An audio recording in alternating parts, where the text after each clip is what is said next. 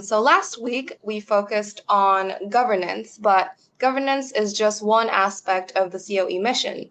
Today we're switching gears. We're diving into another critical part of the CoE's role, and that is engagement. So this session is called the CoE's role in onboarding, community, and long-term engagement. Because here's the truth, getting people onto an AI platform is a major milestone, but how do you keep people to stay active on that platform? How do you help them build confidence in their skills and make AI a part of their everyday work? It's what happens after that. So how you keep people engaged, that drives long-term engagement, a long-term impact, and unlocks real scalability. And that's where the CoEs come in. In today's session, we'll take a look at how teams are designing for engagement from day one through intentional onboarding, evolving user journeys, and strong internal communities. And we'll show how that's coming to life in Dataiku, the universal AI platform. So without further ado, I will pass it to our two experts to talk about this topic in greater detail. So I'll pass it over to you, John and Christy. Hi. Good morning, good evening, good afternoon, everyone. If you're joining us here for our fifth webinar, this is your first one, welcome. As Renata mentioned, we'll be focusing on talking about community today. My name is John Tudor. I'm a Director of Business Architecture here at Dataiku, leading our self-service data enablement program. Christy, Thank you. And I'm Christy Hampton, and I've led several Community of Excellence, Center of Excellence, Community of Practice initiatives at several organizations. So happy to be here to share my knowledge with you all. Great. Thanks, Christy. So with that, let's dive right in.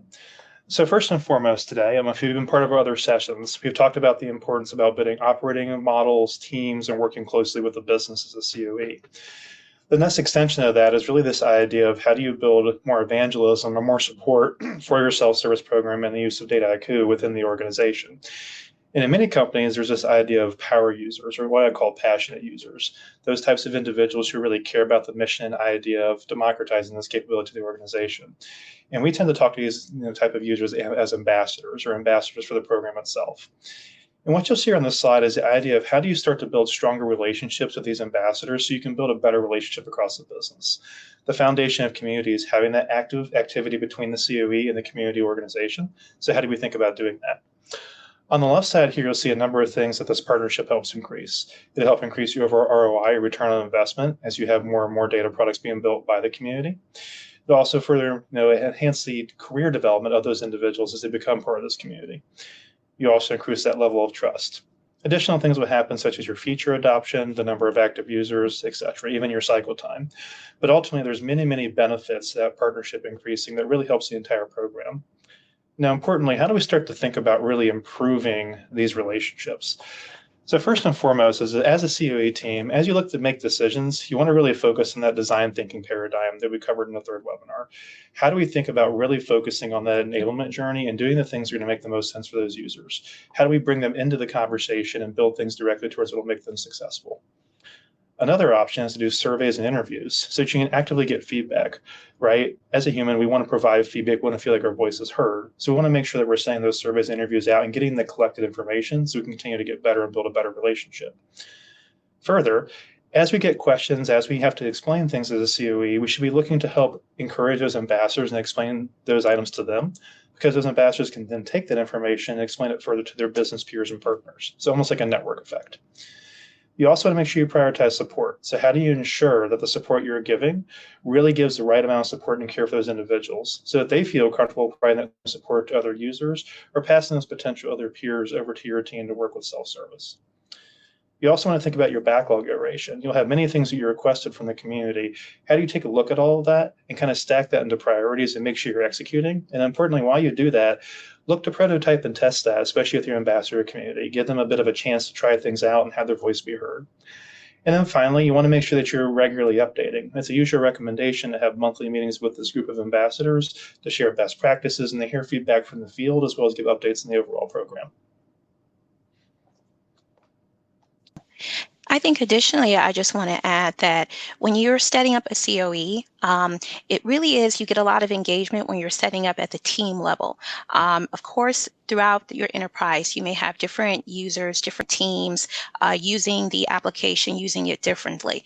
And that's one of the things that you want to get to know and assess, like how are each team planning on using the application and what kind of support will be needed. So one of the things you'll find as you start maturing your CoE practice is that you're going to be needing to create new incentives, engagement opportunities that might be different from one team versus another. Teams that might be new in their analytics journey might need a little bit more hand-holding than teams where you're dealing with more senior data scientists, developers, more used to just reading the documentation and getting started. So do be prepared that support is going to look a little differently, engagement is going to look a little bit differently, and you might have to assess what services and support may be provided across the different team levels or user personas. Great. So now we've talked a little bit about how do we think about ambassadors and how we maybe differ based on the user personas we're working with. Let's talk a bit about what I would call the baseline kind of support mechanism for building community. And that's actually documentation. Now, when I work with our clients on this, I usually hear a little bit of a yawn, a little bit of boredom here, but actually it's very key to how you support a program like this. Because ultimately, those users, your prospective users, your current users, are going to need a place to go to get information they need to be successful. And importantly, it also depends on how do you actually define how this content is viewed. So how do you organize the content? So first, you want to make sure you put it together from a user perspective. What is that user going to want to know first, second, third? So as an example, you're probably going to want to have an easy way to get to like a fact page, right, for you early users, or potentially give easy pass to get the licenses. So what does someone need to know when and where in the journey? Another best practice is to ensure you have a central splash page with a very simple URL, a place where everyone can go and pick up the information about the program or about Dataiku and learn more so they can be successful. And importantly, make that a very easy to access short link because you may have hundreds or thousands of people trying to get to it. If you were part of our first part of the series in the webinar, we talked about this idea about a branded mental model and organizing your program and structure around this to make it easier for the prospective users to consume and understand and for executives to align to. Well, the same idea applies here when you're building documentation. You should structure your documentation around the branded mental model that you've used to guide the organization so that you can have a better structure that's easier to follow and understand. And then finally, if you have multiple team members working on documentation, it's recommended to utilize a template to drive consistency across that documentation while multiple teams contribute to it. Now, what you'll see here is a very common practice that comes up when we talk with customers, which is this idea that at Dataiku, we have a lot of documentation that we provide to you out of the box to work with your users on. But by the same token, as an organization, you're going to want to create your own documentation because the way that you operate will be different than maybe what's necessarily public and out in the world. So if you look here on the Dataiku provided content column versus your content, you'll see some comparisons here. So as an example, you have the Dataiku knowledge base, which provides details on all of our technical capabilities and architecture. Well, similarly, you may have your own governance processes as an organization, or maybe you don't want all that capability being used. Maybe you have a certain reason for that from a compliance standpoint, a regulatory, et cetera, or maybe you just have different usage patterns in mind. Regardless, you're going to want to document those type of processes to make sure that the organization understands that, and so you have clear direction as opposed to maybe the generic documentation that's available.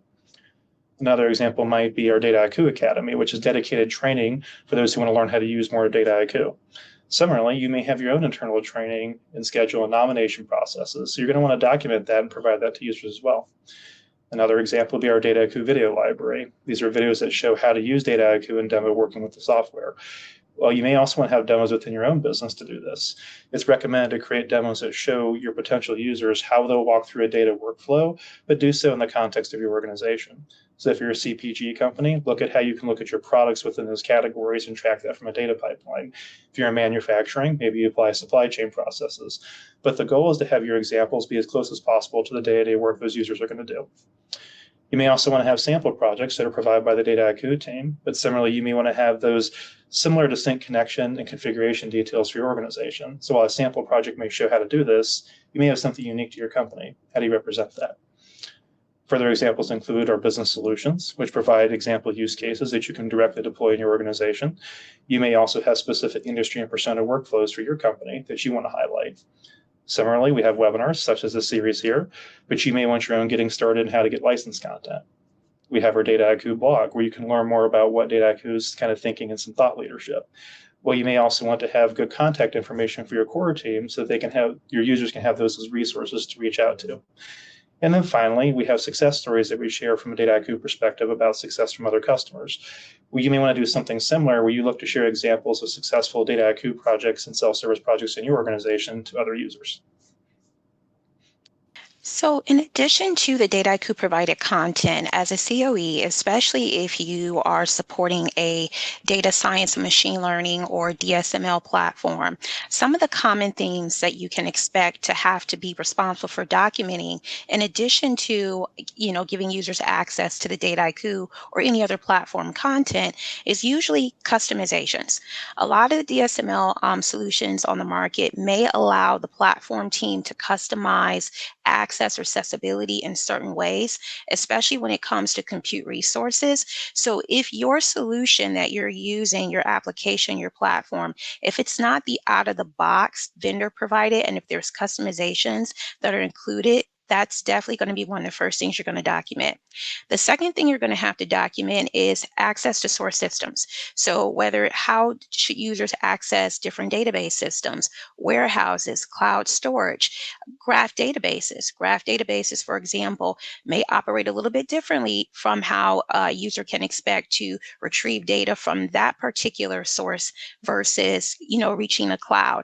There might also be limits that your administrator may place on how much data you can pull in at a time, or how queries should be written, how many queries they will allow you to be written to pull into the source system. So all of the database, the data layer customizations or compliance standards at your organization, that definitely is something that you will most definitely need to have documented for a DSML solution. Another common theme, APIs. Different organizations treat APIs differently. Larger organizations may treat that as an actual product. So there might be different deployment patterns, different governance standards. There may even be a register capability for the API. So API components in data science solutions may have different deployment routes that are set by the enterprise that need to be documented before users can just freely use those features within a tool. Other things that might be documented, different deployment patterns, how compute may work. Some processes users may easily be able to run CPU related jobs. GPU jobs might need approvals. There might also be cases for customization, cost optimization that might need to be used, that may need to be specified as well.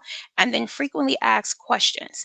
So as a COE practice, you always want to keep a pulse and track and monitor what kinds of inquiries are the business users asking. The inquiries that seem to be more frequent, that might be an indicator that you may need to create documentation for those use cases. So that just provides some examples of how documentation internally may be different from the Dataiku provided or any vendor provided documentation for DSML solutions. Awesome. So now we've had a chance to talk about building a better sense of community with our ambassadors and building more trust, as well as building a foundation around our documentation. The next question is, how do we really start to define a concrete user journey? And this becomes very important because ultimately, as users work in your environment, after they've first gotten access to Dataiku and your self-service platform, they're going to have a lot of questions as they walk through their user journey. And if you want users to be sticky and you want to continue to have them work within the environment, it's very important that they have a good experience. They don't feel held up by processes, right? So one way I like to look at this is the idea of flow, which you'll see a quote here at the top of the screen. And flow is the state in which people are so involved in an activity that nothing else seems to matter. And what this really relates to is this idea that if we set things up correctly as a COE and as an architecture, we're able to go through and actually create a process and a flow that feels conducive to the user's work and allows them to focus on using their own expertise to solve problems with data. So this means making it easy to get a license, making it easy to connect the data, not having a lot of questions about where to find data sources or getting held up by various activities. A great example would be, writing code to solve a problem versus using no code. By providing no code, such as a platform like Dataiku, it's much easier to use our own expertise as a business individual to actually solve these problems because we're not worried about learning how to write code at the same time. So as we think about how to write this correct user journey, you need to think about first that really what you're doing is defining how employees are going to do their work, right? What is work going to look like on a day-to-day basis? And in order to guide these employees, you just need to make sure they have a process flow to guide them through this. And Dataiku, as a universal AI platform, can really help carry that entire journey from an end-to-end perspective. So from the very beginning of developing a new idea all the way to productionization, operationalization of an AI product. So in order to build this, the goal is to strive to build that psychological state of flow, right? So how do you get that highly focused mental state? And ultimately, you want to make sure that the processes we create really allow employees to focus on that work and apply it. So as we can develop this, we want to make sure as well that in the development of it, that it's not obtrusive, right? That it's not something that holds folks back from being able to focus. So what's the approach for how we develop this? So first, as with the documentation, and tying back again to our first webinar, it's highly recommended to use that branded bento model as really the high-level process steps. If you remember from our earlier sessions, talking about the 6S model and thinking about how that walks through every step of a data product and AI lifecycle, you'll see a similar example here in the bottom. This is actually using the previous version of that model, the 5S.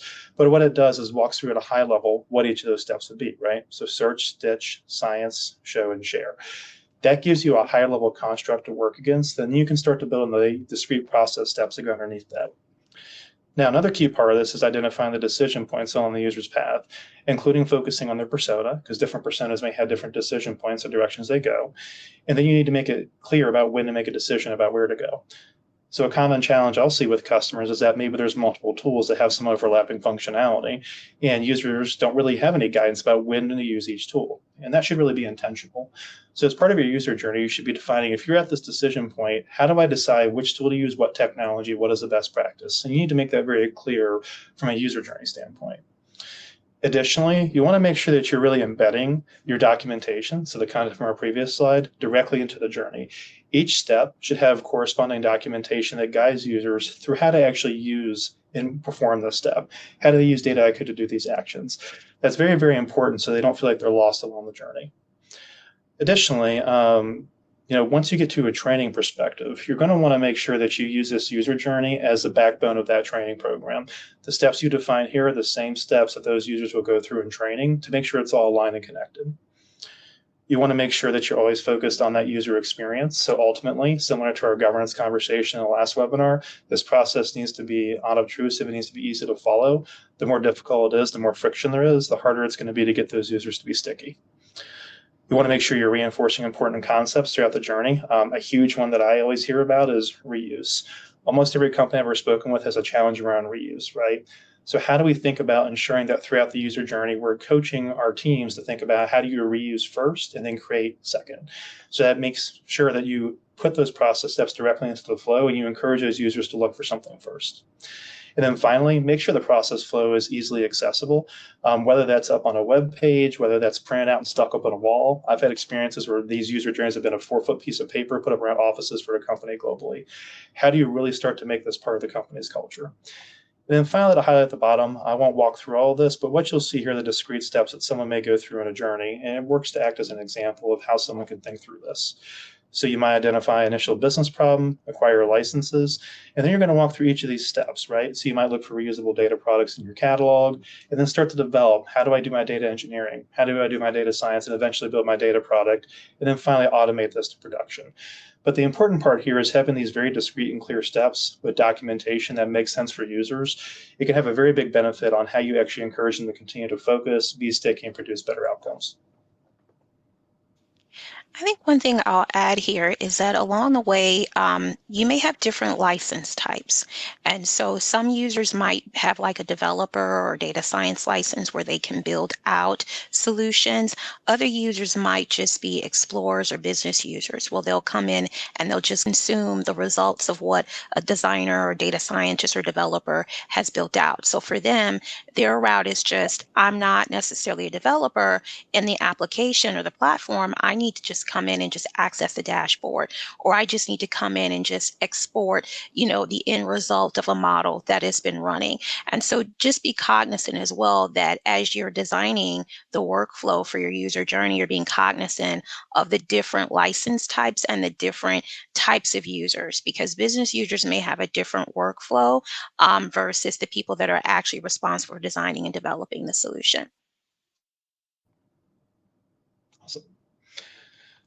All right. So now that we've talked a little bit more about our user journey, our documentation, another key concept, and I'd argue one of the most key concepts, is this idea of communication. So as you build out a program of self-service, one of the biggest roles from a COE perspective is to make sure the organization feels a consistent update and energy around the program, right? And I don't know how many of you worked in larger organizations that are here on the call today, but one thing that I tend to see is that you'll have a flash in the pan. You'll have a new idea, that idea will show up. Maybe you don't get a lot of traction on it because it's not talked about a lot, and the business has a hard time believing this will be a reality. How do they know this isn't going to change 6 months or a year from now? Well, a lot of times that comes in the form of communication. Consistent and constant communication really proves this idea that this is something we're investing in, something we care about, there's activity happening, and maybe something that you want to check out too as a prospective user. So what you'll see here on the screen is a series of various forms of communication that are recommended and the kinds of personas and frequency we would recommend. And generally speaking, you're going to focus on the higher priority items being the more frequent items, and the ones with a lower frequency or lower priority. And not every organization will use every one of these. So think about this as a bit of a choose your adventure. Focus on the ones that will make the biggest impact for you. But to cover some examples that we would recommend, first and foremost is open office hours. You may remember this from our third webinar. We talked about the idea of support and how that changes in self-service. Open office hours are a big part of that. You want to have a space that's available where individuals can come in and ask questions they have and do it in a live space where you can get help from others on the call, right? Whether that's a technical team member in the COE, or maybe ideally, maybe another business user, another self-service user can help train those other users. But ultimately, having this open environment where questions can be asked live and maybe in person or at least virtual format can be really valuable for starting to develop that community and that crosstalk in the organization. Similarly, you want to make sure you continue to do things like user shadowing, right? So you have many users across the organization, different parts, different divisions, and they all have different personas or work they're doing. Tying back to what Christy just mentioned regarding the different types of users from a user journey. So it's important that you're actually shadowing those users and following them on a regular basis to understand the challenges they see and to really roll that back into how you build the program. Some other items you want to look at is your wiki, right? So if you're looking to release new content, release new documentation, it's recommended that you do that bi-weekly or on a fortnightly basis. That way you've got consistent documentation updated, potentially align that with Scrum if you're doing 2-week sprints. Anything related to governance, similarly, you're going to want to update that pretty frequently. That way users are not confused when you've maybe made a decision or a change in their user journey based on a governance policy. Tied close to that is also newsletters. And I actually think these are probably some of the most key elements of communication. These newsletters can go out to your broader user base, existing as well as prospective users, and they can explain updates in the program. They can talk about what new features and functionality have been introduced. They can highlight various projects that have been successful or great examples to show the rest of the organization. They can talk about reusable data artifacts.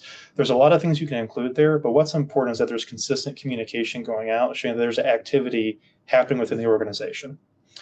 On more of a monthly basis, things you want to think about is, the Dataiku homepage itself. You could update and make changes to that page to direct users to various content or information. You're going to want to make sure to highlight that, especially if there's specific things you want to drive users to immediately when they log into Dataiku. If you have enterprise data catalog, similarly, you're going to update that on a monthly basis to make sure users know more information on what's going on in that catalog. If you have ambassador meetings that we discussed here a little bit earlier today, it's recommended to do that monthly to really have that touch base with ambassadors across the business, both for feedback as well as sharing new updates. There's this idea of an innovation funnel. So as you have more and more self-service projects and they grow in their utilization and value, you may want to be talking with business leadership or CIO leadership regularly to understand, do we take these self-service projects and move them into a broader portfolio? Do they need more support? How do you start to build this cadence? And I think that's very important for building a connection to your more executive leadership, especially on the IT side of the house. Another consideration is also data councils. So if you have data counselors and data stewards across your business managing data sets, it's recommended to have monthly meetings to help coordinate that. On a quarterly basis, you want to make sure that you're reviewing your wins, values, and metrics. As you can kind of tell, to us, it's very important that we talk about the value that's coming out of this and we talk about the metrics because we really manage and measure through data, right? So it's important to make sure you keep your head in a swivel and focus on that and use that to make more decisions. As Christy kind of mentioned, you can also have a fact page. And I think it's important to update that fact page probably about every quarter or so to ensure that it's relevant to new users onboarding to the platform. And again, welcome communications. You should have a communication that goes out when you have new users join the platform. Says, hey, we're glad to have you here. Here are your first resources and next steps you should take. And then finally, from a biannual standpoint, we recommend updating training, probably biannually, whether it's live or recorded. It takes a lot of time to update training. So we recommend doing that a little less frequently just because of the effort going into it. And then finally, if you're not already doing it more frequently, we do recommend doing roadshows across the business to IT and business leadership, as well as potential users on an annual basis so they understand the actual projects and work that are going on. So additional thoughts I want to add here is that when it comes to communication, of course, you're going to have frequent daily interaction with the users, but you also want to have interaction with their leaders, the core stakeholders as well. So when you're having quarterly calls, it usually is the leader and the stakeholder. It's very easy to onboard a team when you have the leader involved, when the leader understands how many individuals they directly lead are using your application that have a license. Getting to understand what are the leaders' goals at a quarterly basis, annually. What are some of the project initiatives that they're trying to build out? And that just helps you in the daily interaction with their users. So in addition to having that communication with the leader, and that can, vary based on the project. Sometimes when I've ran COE initiatives, I've had project-based support where a team maybe said that they wanted help really scaling a large-scale project. And in that instance, I met more frequently with them than I would have if it was traditional office hours. One thing to also be cognizant is that when you're working with users and they're relying on you as a COE practice, it kind of takes on more of a mentorship model, especially the closer, the more engaged your user community becomes. They rely on you, the COE team, as experts. And so everyone has a different learning style. Office hours might work for some users. Other users might benefit from more one-on-one learning sessions. So when you get into learning, there's more than 5 different ways in which people like to learn or can absorb information. Some people are more oral. You can do just a demonstration and they got it. You can have an office hour or a quarterly call and they understand. Some users may prefer communication that's written. And that's where it goes back to the documentation. And these are users that are kind of like, oh, do you have links to the docs? They don't necessarily need to meet with you face to face. They just really want documentation provided on what they're trying to do. Then you have other users that are more visual. These are the users where they prefer more screenshots, or if you have to send instructions, if you can show them step by step through some kind of graphical interface how to do something, they are more receptive to the visual. And then you have kinesthetic learners. And these are learners where they want access to the template. They also want to kind of do the hands-on with you. So that's where you might have more of a workshop format with these users. They maybe don't want to learn just reading documentation. They want to be in an actual setting where they can follow along with your examples and ask questions along the way. And then you'll have a multimodal learner where they want a combination of different styles. For some things, they may want, just to watch a recorded video, how to do certain things. Other things, they're fine with reading the documentation. So keep in mind that when it comes to communication, one format is not going to work when you're dealing with multiple users. You will have to adjust the communication style and cater to how everyone else learns. And so just wanted to highlight that as well. Great. And actually, we've got some questions here, so we'll pause for a few minutes and kind of walk through some of these. So one question we have here is, when a user creates something valuable but not quite reusable, how do you coach or evolve that asset towards reuse? Now, it's an excellent question. So I'll kind of point you first what we have currently on the slide here, the innovation funnel here on the bottom left. Part of the reason we have that communication mechanism is to really ensure we're having conversations around the pipeline, right? So we're saying there's new self-service projects that are being built, and these may be getting more important. They may be becoming more valuable, right? So a common occurrence could be, hey, a particular user in self-service builds something. Maybe that user got sick for a week. That project started to fail, and then we realized it impacted the business operation. Was just speaking with a customer this week where they actually had the delivery trucks did not go out because of that exact situation, but a different platform, still related to self-service. So with that in mind, I think it's really important to keep an eye on what is the operational stability of these items being built and to ensure you have the right staffing and control around them.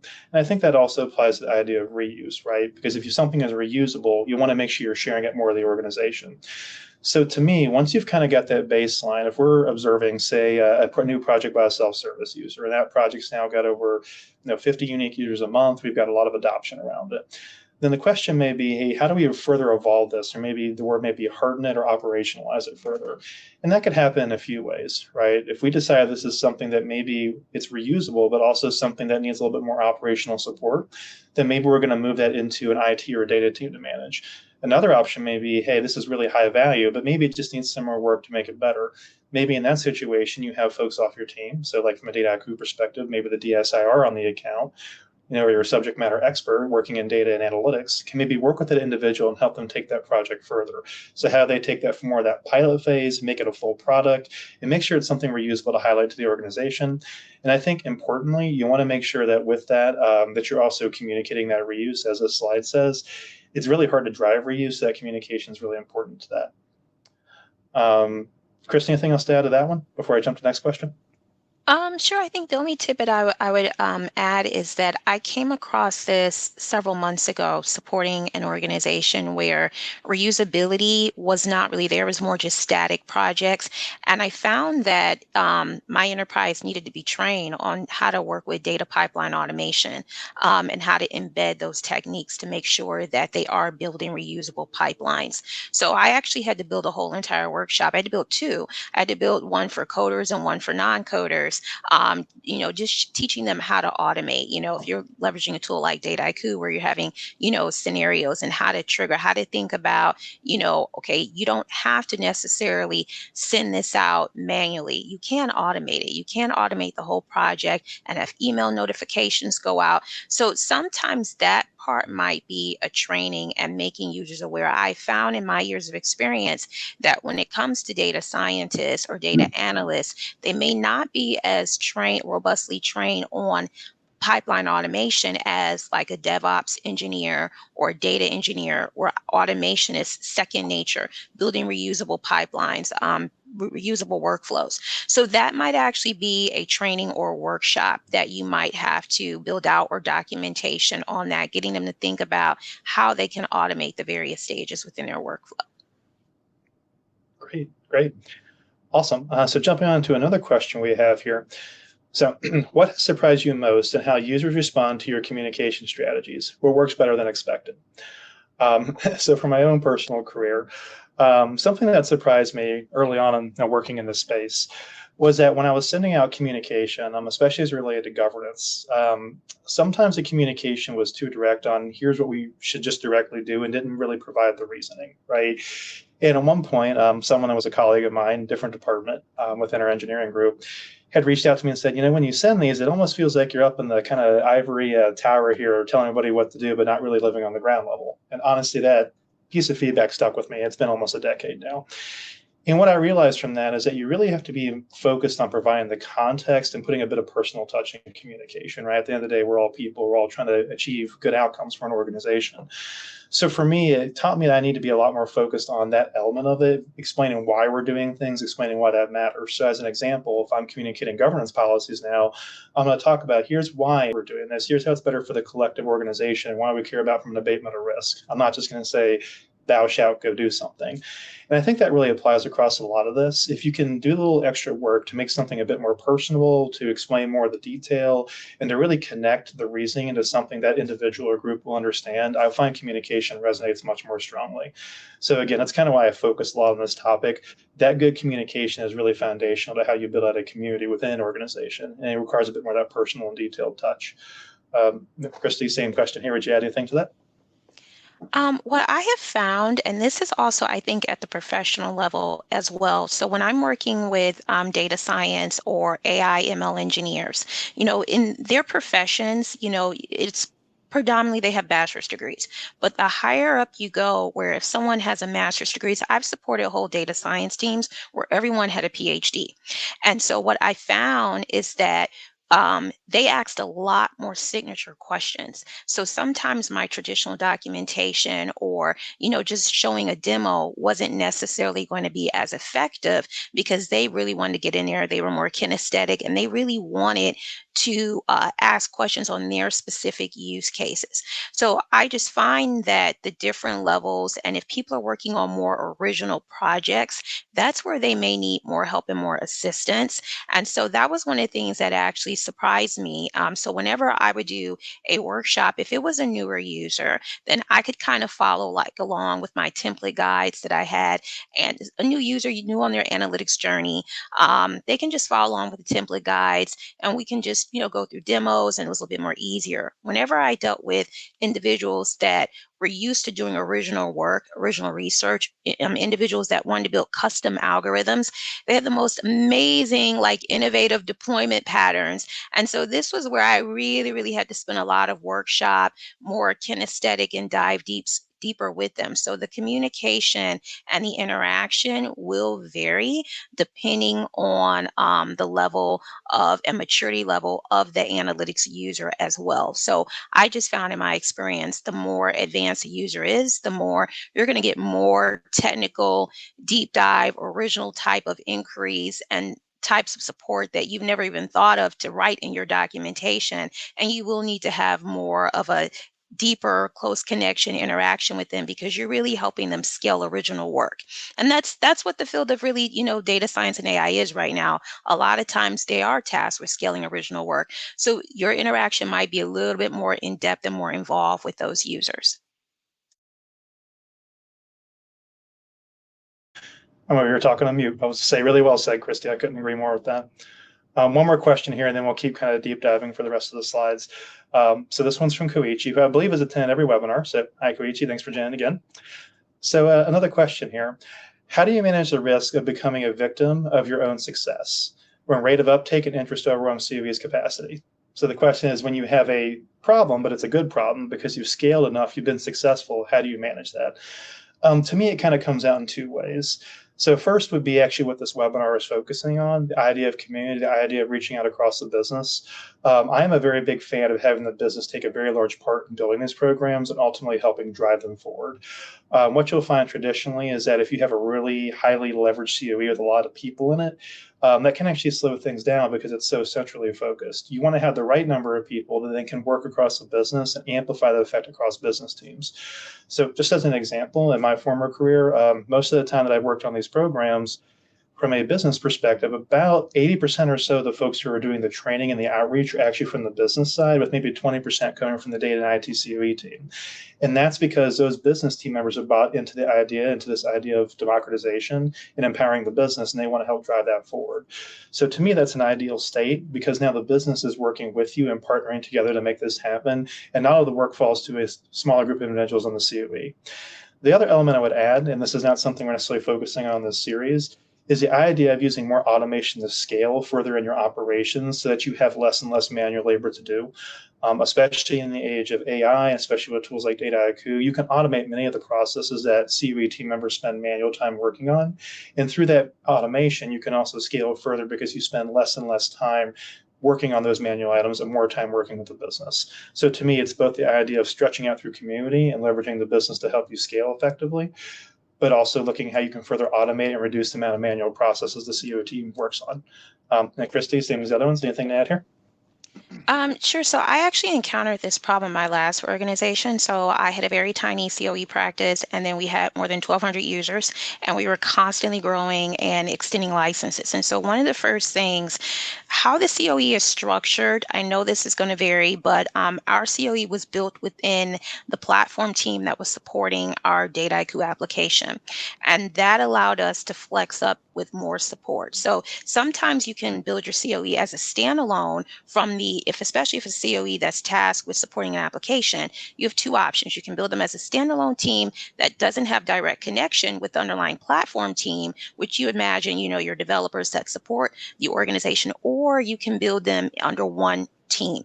When you build them under one team, now you can flex up resources. So if me and the other members that were allocated for the COE, if we were, unavailable or doing a workshop, then we would have additional tickets or support picked up by the platform team, because they know the platform just as well as the COE would, because they support it. So you have flexibility there with how you structure it.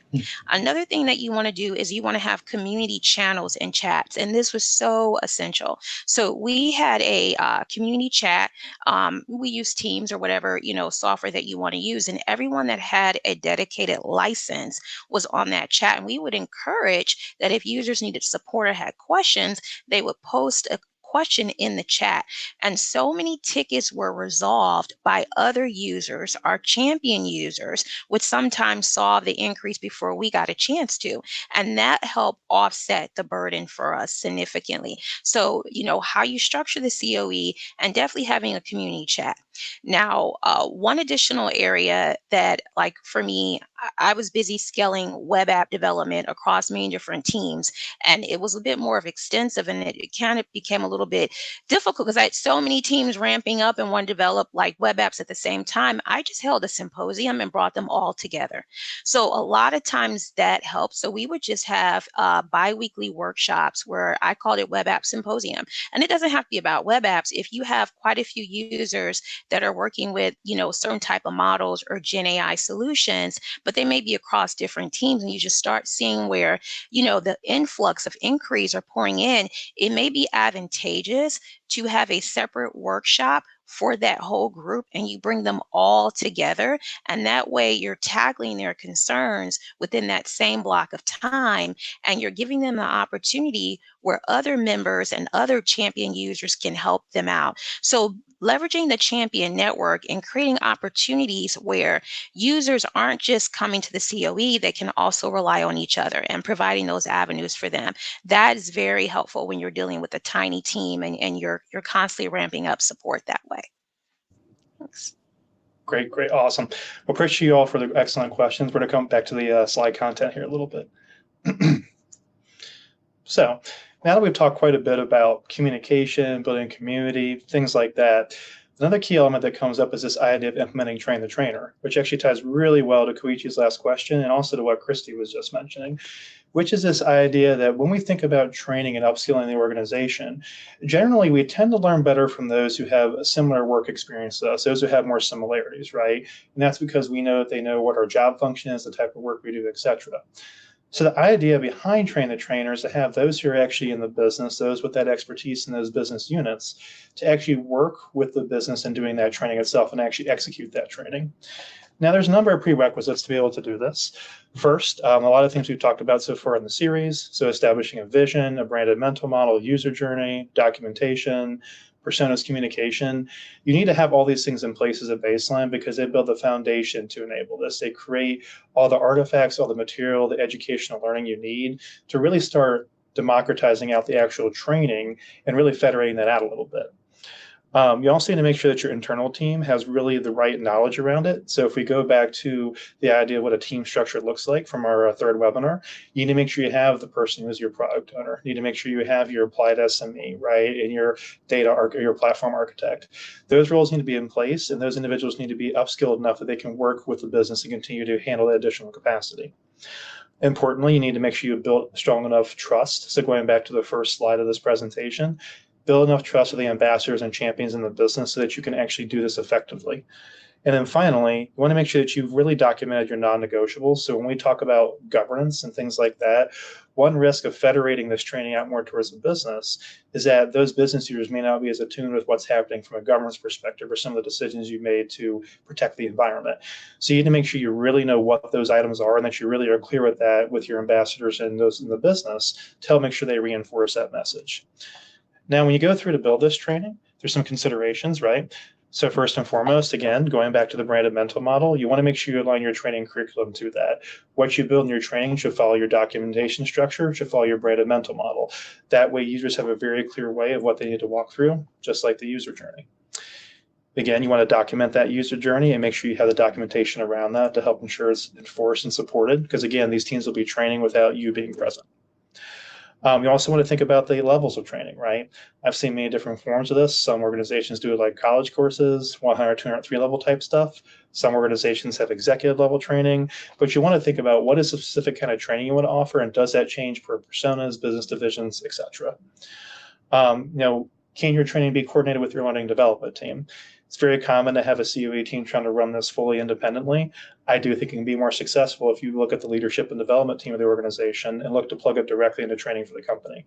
If you make that more of a requirement or something aligns with that, it'll be more ingrained in business process for the organization. The training curriculum itself should actually be designed collaboratively. You should look to define the framework and the structure, but you look for those folks, those ambassadors, those who will be delivering that training. You should look for them to help complete that content with you. That way you jointly work on it together and it's being effectively done. Importantly, the type of training that you use for a use case is important. If you can support those users bringing in their own individual use cases to walk through, that's best. Next would be, division aligned use case, then industry, then generic. But the idea is to be specific. The more you can put the training directly to what that user is going to deal with day to day, you want to focus on that. Then finally, you got to define the operating model. How will you update training content? Who's going to assign the training sessions? Who's going to do the scheduling? All those pieces that go into it. And then finally, to jump to the right side here a little bit, I think there's kind of three steps to this joint approach. First is building the relationship, increasing trust, which is really the idea of building trust with your ambassadors and your power users. From there, you want to define the framework. That framework should be built on that branded mental model and user journey, the structure of what you want to provide. And then you take that and you develop the content in a co-developed way. That way it's relevant to the business. And then finally, the COE team should focus on the strategy and the scheduling, while the local training is done more by the business teams and ambassadors in the business.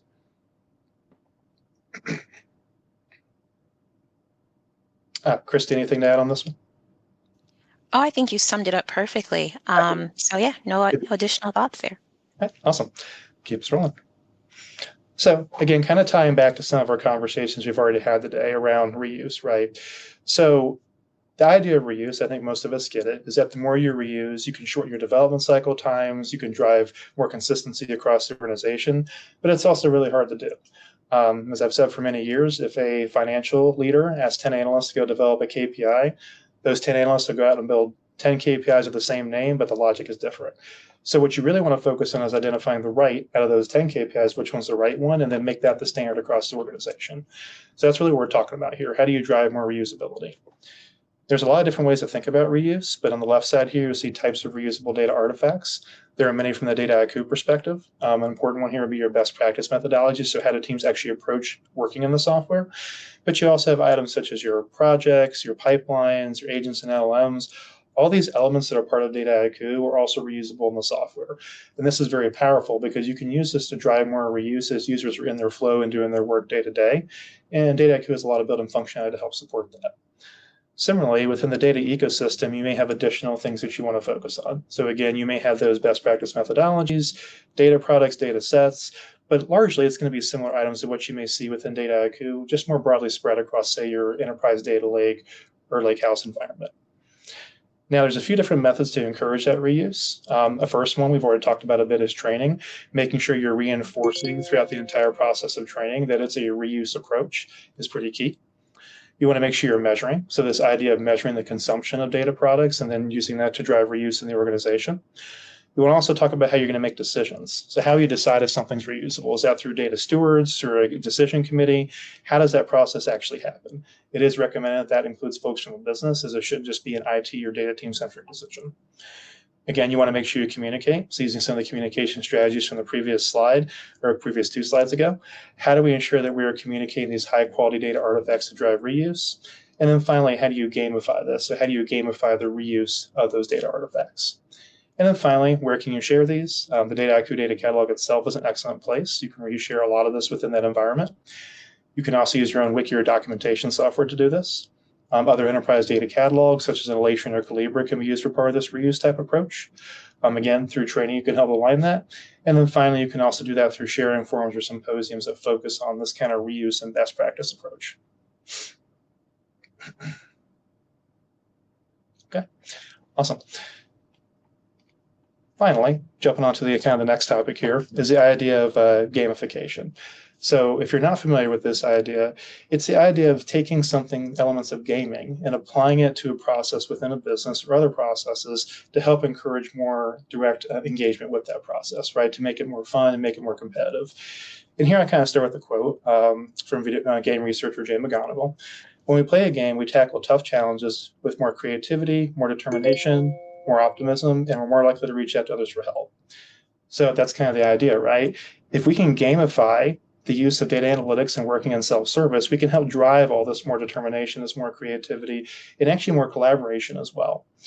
Now, when we think about the application of gamification, right, is that's really to increase that engagement, the resiliency, and enjoyment. So how do we really do that for a user? They can also help introduce a state of flow, as we talked about from the user journey example. By gamifying, you can make it a little bit more fun to actually focus on what that journey looks like. And then finally, and I think this is very important, if you're going to apply gamification, make sure it's natural to the activity. You don't want that process to feel unnatural, like an extra ad, because that's actually just going to probably annoy users.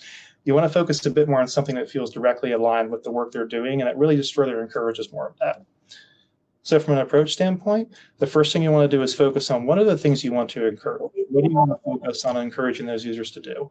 That could be putting more data into your data catalog. That could be creating more projects within Dataiku. How do you think about what those key elements are that you want to encourage? Now, you want to make sure you collect the metadata around the use of those items. So if I'm collecting from Dataiku, I may want to pull up my feature utilization data around creating new data sets, using a no-code recipe, using a code recipe, and assign point scales to that. That way I can understand, hey, this user did this much work. This is how many points they're going to get, right? From there, you can then create a leaderboard that links to that. So a simple visualization, you can do this directly in Dataiku. Then that reads in that metadata and says, okay, these users have done this much work, and here's where they're showing up like a bar chart, right? So one's competing against each other. Importantly, I think it's probably the most fun part, implement awards, have stickers, have things you give people. So as they level up, as they do better in gamification, they actually get little things that they can show off about their effort. And then finally, make sure that you're continuing to communicate and reshare about this, talk about it in the newsletters, make it part of the overall community engagement. On the right side here, I'll give a simple example of from my own experience, from my time when I was at GE Aerospace. We ran a program called Self-Service Data Duel that focused on this idea of how do you enable self-service across the organization, just like we're talking about here today. And what we did is we tracked activity in both Dataiku and Elation, two of our three self-service tools, and looked to use that to align to the activities and the value that we wanted to drive. We had leaderboards across the organization, have many fond memories of various users competing on who could be best on those leaderboards. And we also created levels that folks could actually level up into. And in some fun way, we actually did this on 80s themes. You'll see in the very bottom right here, could have a small image, but we actually had various stickers based on the levels you got to. So you would start as a basic level, then maybe you become a pilot because now it's really the Top Gun, or maybe you become a Terminator, right, as you further go up the scale, with the final one being a Jedi. But the idea being we made it fun. And what was cool about that is that as you looked across the organization, internationally, locally, you'd see many employees walking around with these stickers on their laptop. That to me was a great visual indicator of traction and adoption and interest. Now, as part of doing this work, we also focused on a specific competition around metadata. So we're able to get millions and millions of metadata tags done through a competition like this. And then finally, we regularly communicated and had newsletters and awards tied to the program. But ultimately, it was a great way to drive further engagement. I've seen many other customers now do this since I've joined Dataiku a couple of years ago. And I think it's a very powerful way to really drive more engagement across the organization and community. So, oh yeah, go ahead, Christy. Oh, I just want to add in. So at my previous organization, we had a create-a-thon event where we allowed users to build out creative solutions. So we gave them a theme. Of course, there was a theme for Gen AI, there was a theme for machine learning, and then sometimes it was a business challenge that the organization had. And then we had a whole week where users were encouraged to build out their most innovative solution within our platforms. And then we had first, second, and third winners across different categories. And it was a really great way because we had a lot of teams from different departments working cross-functionally, just trying to build out and solve the use case. So if at the enterprise level as well, if there are some organizational challenges, some data-related issues, if you have like a theme event where there are incentivized awards, and we actually gave out actual cash prizes and really, really nice gifts based on the winners of the actual activities. So that's a great way of encouraging engagement within the platform, cross-functional team collaboration, and then kind of incentivizing users to use the platform in a different way than your traditional work. And that's exactly what these competitions were. So annually we would hold them. It would be whole month, we would advertise them and advertise, here's the categories and the use cases that we're hoping that you can solve with data, and you can be as creative as you want. And that way, it really got the platform more visibility and also help with onboarding more users that maybe didn't have a license. Now they're watching the winners, win these awards, and also seeing what the platform can do and how far users can stretch your innovation. So there's all kinds of creativity that you can embrace as well from an enterprise level to kind of get more visibility back onto the platforms that you're supporting. Yeah. Awesome. And with that, Christy, it's back over to you. Sure. So this is an actual use case example. So I've supported the Dataiku platform across several different organizations. And so this is an example from one of the financial service provider that I supported the platform, which had more than 1,200 users. And I had mentioned that before. And so coming in, the platform was adopted for several years, but it was a heavily customized platform. So some of the out-of-the-box solutions that users would normally just leverage, the Dataiku Academy or some of the documentation to be able to implement their workloads, or it was very different. And, as I mentioned earlier about with DSML platforms, every enterprise gets to customize how they want users to use it. And so there was a little bit of a disconnect between the way that IT implemented the application versus the way the business needed to use it. And so the engagement level had declined significantly. And there were more than 20 different teams that were using the platform, but were using it differently. So the first thing when I came in is I documented the user journey at the individual team level, and then also identify different types of personas. So I was able to identify that there were 7 different types of user personas using the platform, from no to low code users to developers wanting to scale enterprise financial web applications and have them natively hosted within the platform. And so what you see here is you see, the actual support tiers. A tier you see here is my windmill of support that I provided. So starting out in the existing state, you have about 9 different services. So these are some of the things that we've talked about throughout the slides: self-service support, office hours. But because web development was important for this organization, I had a whole entire different tier of support around web apps. Different organizations, it might be maybe the platform is used for Gen AI use cases, maybe it's used for ML ops, but whatever that targeted level support is needed, that's what you want to zone in on. And I mentioned before that, after, supporting users, there was some issues with how do they create reusable pipelines. And so provided a lot of support with helping them with automating their pipelines. Now, this organization also worked with big data. So we had to do cost optimization workshops and really make sure that it wasn't just about teams building reusable workflows. It was about, are they building cost efficient workflows that can easily scale and be more efficient for cloud deployment? So you can kind of see that you want to tailor this according to how the enterprises and the various teams expect to utilize the support. And when we look at the emerging state, as this organization, we were pushing more towards leveraging more Gen AI use cases, then you can kind of see some additional services that I was starting to add. So as a COE practice, you definitely want to identify what services are needed to support different personas or different teams, and also think about your future state. And so what you're seeing here in the future state is we were identifying more AI use cases, working collaboratively with the enterprise, with core stakeholders. We started building out different ways where we knew we needed to support the team. If it was, how do we help teams get started adding chatbots to some of the web apps they've already hosted in the platform?